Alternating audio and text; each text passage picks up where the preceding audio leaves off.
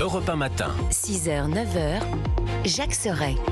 Et il est 7h10, passé d'une minute. Jacques Serret, vous recevez ce matin le frère Mathieu, prieur de la communauté de Thésée. Bonjour frère Mathieu. Bonjour à vous Jacques et à tous les auditeurs. Paris accueille en ce moment des milliers de jeunes chrétiens venus de toute l'Europe pour un temps de prière, de fraternité et de silence. Ils sont environ 15 000 jeunes catholiques rassemblés à l'Accor Arena, Bercy, à Paris.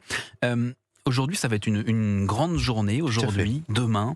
Qu'est-ce que ça représente, cette rencontre européenne de la communauté de Thésée organisée à Paris en ce moment? Alors si je pourrais juste faire une petite correction, il ne s'agit pas uniquement de jeunes catholiques, mais aussi des jeunes protestants, des jeunes orthodoxes, et puis des jeunes qui sont en recherche, en quête de sens dans leur vie. Et c'est peut-être ça qui est un peu unique avec les rencontres que notre communauté organise.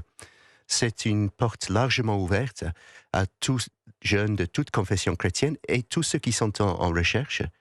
Et peut-être qu'aujourd'hui, c'est un beau signe de fraternité dans un monde où on parle souvent d'une polarisation, où chacun est là dans son coin à tenir sa façon de voir le monde.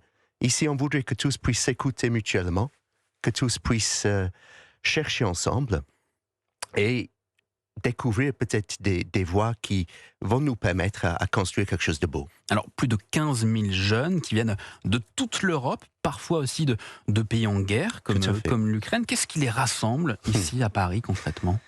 Alors, je crois que en chacun, chacune, il y a quand même une soif et un désir de découvrir un sens à sa vie. Et dans le cadre des prières, des ateliers d'échange, mais je pense aussi une découverte des communautés locales, de l'église locale. Ils trouvent quelque chose qui répond à cette soif. Je pense que pour beaucoup de jeunes aujourd'hui, il y a un désir de silence. On est dans un monde hyper connecté, mais si par exemple nous demandons aux jeunes qui viennent nous visiter à Thésée en Bourgogne, qu'est-ce qui vous a frappé le plus après une semaine à Thésée? 90%, ils vont dire le silence. Et c'est quand même très intéressant. On dirait, tout bouge aujourd'hui, mais il y a quand même ce besoin de s'arrêter. Vous-même, vous revenez d'Ukraine, il me semble. Vous étiez à quelques kilomètres, une quarantaine de kilomètres du front. En quoi cette expérience personnelle que vous venez de vivre va vous apporter là dans ces rencontres en ce moment à Paris? Oui, non, mais c'était très, très touchant cet accueil que j'ai reçu en Ukraine. Je suis allé dans la ville de Zaporizhia pour les fêtes de Noël. Nous accueillons à Thésée beaucoup de jeunes Ukrainiens. Il y a plus que 1000 qui sont ici à Paris actuellement pour la rencontre. Et il me semblait qu'un petit signe de solidarité pour leur dire que nous ne vous oublions pas était important. Qu'est-ce que j'ai vu à Zaporizhia? J'ai vu une ville qui n'a pas d'électricité. J'ai vu une ville où les sirènes ressonnent tout le temps. Mais j'ai vu aussi des personnes qui se tiennent debout, qui sont là comme, pour moi, un signe d'espérance que, oui, la vie est plus forte que la mort, qu'il y a cette lumière qui brille dans les ténèbres. Et pour cela, je suis très reconnaissant. Et puis, j'en parlerai ce soir, quand nous avons la prière tous ensemble à l'Arena Accor à Bercy. Justement, cette prière géante, si on peut dire, a lieu donc ce soir, demain, à l'Accor Arena à Bercy. C'est assez hors du commun. Pourquoi avoir choisi ce lieu si inhabituel, on peut le dire, pour la prière? Alors, je serai tout à fait honnête avec vous. On cherchait un lieu où on pourrait rassembler tout le monde.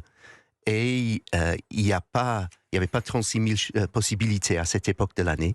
Et l'accueil à l'Accor Arena était possible.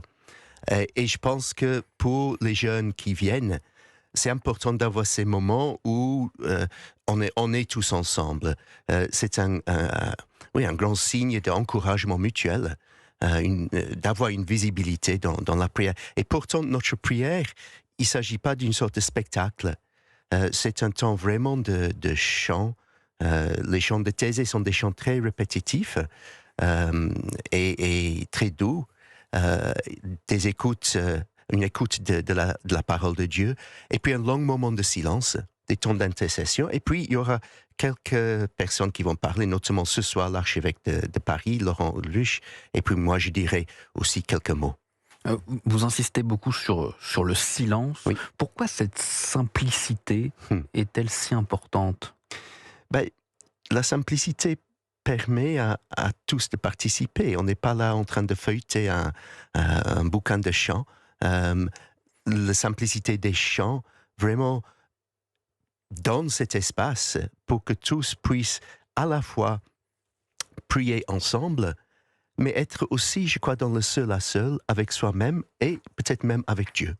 Certains estiment que la foi chrétienne est en déclin en Europe.